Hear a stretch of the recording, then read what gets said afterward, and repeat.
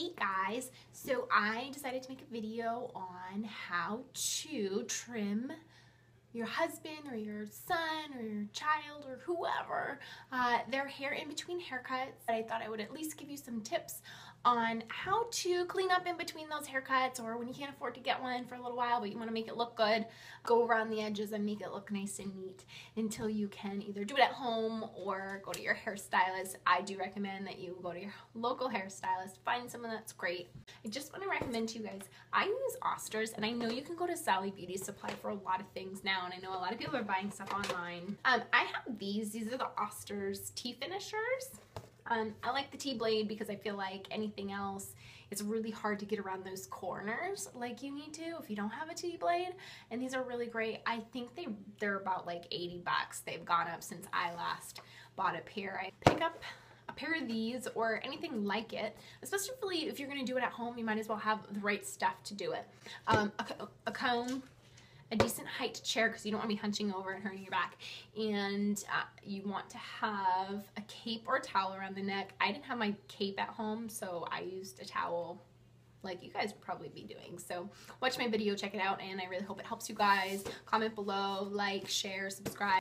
Okay, so I just have to tell you something really quick that I just noticed, and I don't know how true it is, but I saw it, so I believe it because that's how we all roll. But check it out. Made in the US of A. That is just something I'm super passionate about. I love buying stuff that's made in the US, and thought I would share that with you. All right, so what I'm doing here is I'm taking my comb and I'm just combing out his hair. He's got kind of curly hair, so it's a little bit more challenging, but I'm just going to comb it out, and right here in the back is where I'm going to start. And so he kind of has a funny hairline where you can see those two little bald spots. You don't want to go up too high, but you want to start in the center and kind of use your comb to make a straight line and then follow that straight line. But like I said, don't go up too high. You just want to clean up the edges. You don't want to make more maintenance for yourself when more hair starts growing back. So make a straight line, keep using your comb, and then tilt their head and start working on the other side. So where you see all those wispies, just kind of take those off. You don't have to go too far into the hairline, just get, the overgrowth off. And I kind of just work up until about that part of the ear, the back of the ear, and then I'm just going to go ahead and pull it down and then gently comb out the long hairs that I want to take off. And I'm going to take my T-blade and I'm going to come down with it. Just do a little at a time. You don't have to go overboard. But I use my hand to hold his ear down. And then on top of that, I rest my clipper hand on top of there to give myself some steady motion. And I'm just carving gently around the ear. Not going up too high, just taking off the wispies. And I'm coming up and then carving around the ear. And see, I just moved that and I saw that piece that I wanted to take off. So don't be afraid to just keep combing it and see what happens. So we're going to do the other side.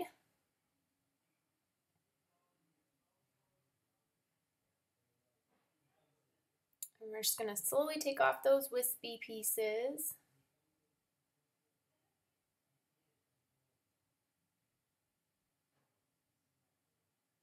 And it's super important to work down, pushing the hair down, because sometimes when you go uphill and you push the hair up, sometimes you can cut into the hairline. So at least if you're taking your trimmer and you're carving down the hairline, you're going to be pushing some of it away, so you're preserving some of that hair and not just taking it off.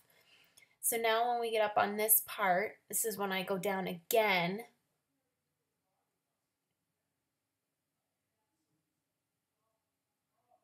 I'm taking the sideburn off.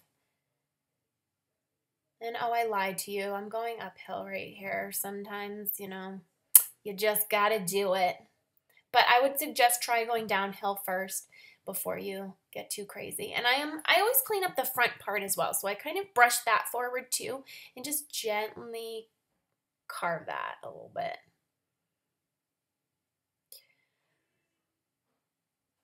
I'm just cleaning up the little fuzzies on his neck.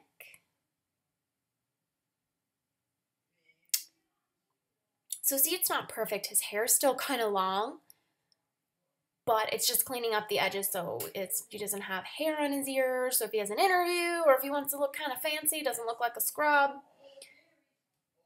So I guess I'd go uphill on this part of the sideburn, probably just because of the way the hair grows. Again, I'm going to kind of push that forward and follow the shape, the natural shape that he has going on there, and carve down.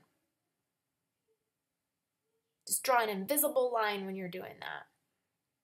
Now, when I do the sideburns, I don't go off of what part of the ear I want it to fall on because everybody's face structure and ears are different. So you just need to be careful of that and try not to go off of their ear, because then when you go and check, when you stand in front of them, one side's going to be higher than the other. So you want to go off sight, and I'll show you in the end how I do that. I'm just going around and just cleaning up a little of the extra stuff where I feel like maybe this isn't so even. So here's where I'm going to check his sideburns. My brother's really funny. So I'm going to use my hands, and I'm just going to look at both sides straight on, use my comb to kind of see, okay, is this even? And I'm going to go by sight. I'm not going to go by the parts of his ear. So if it looks like one side's a little bit higher, I'm going to take the other side just a teeny bit, a little at a time. You don't want to overdo it, take too much, and then eventually you don't have any sideburns.